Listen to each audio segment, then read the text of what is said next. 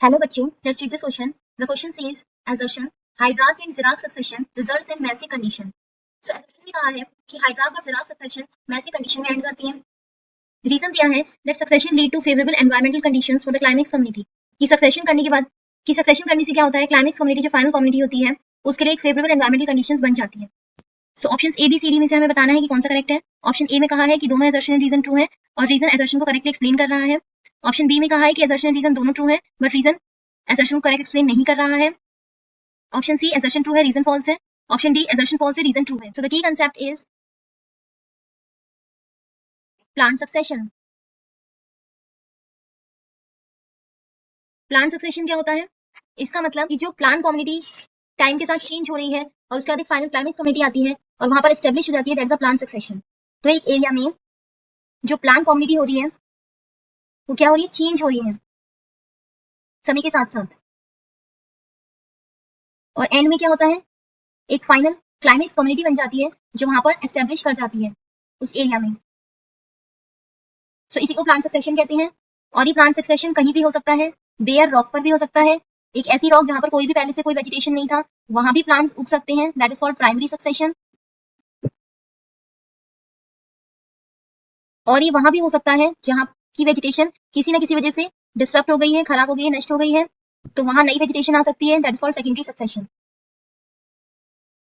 So there are two types of succession. दो तरीका होता है. फर्स्ट होता है हाइड्रार्क और सेकंड होता है ज़िरार्क. हाइड्रार्क सक्सेशन क्या होता है? एक ऐसा सक्सेशन जो कहां से स्टार्ट हो रहा है, वेट प्लेसेस में स्टार्ट होता है, मॉइस्चर वाली जगह पर. एग्जांपल जहां पर पानी होगा, जैसे कि पॉन्ड्स होते हैं, तो यहाँ पर जो पेड़ उग रहे हैं वो हाइड्रार्क स्टार्ट करते हैं. अब ये प्लांट्स कहां तक जाएंगे, they move to drier places, सूखी जगह तक जाएंगे, ड्रायर कंडीशंस तक जाते हैं. सो इस सक्सेशन को कहते हैं हाइड्रार्क सक्सेशन. तो जो यहाँ पर पहले प्लांट्स होंगे वो कैसे होंगे, फ्लोटिंग स्टेज में होंगे, पानी में होंगे. तो धीरे धीरे करके क्या है, वो पानी से बाहर आएंगे, सॉइल में आ जाएंगे.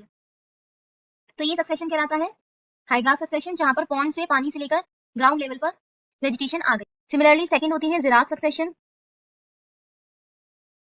ये कहां से स्टार्ट होती है, ये ड्रायर कंडीशन से स्टार्ट होती है.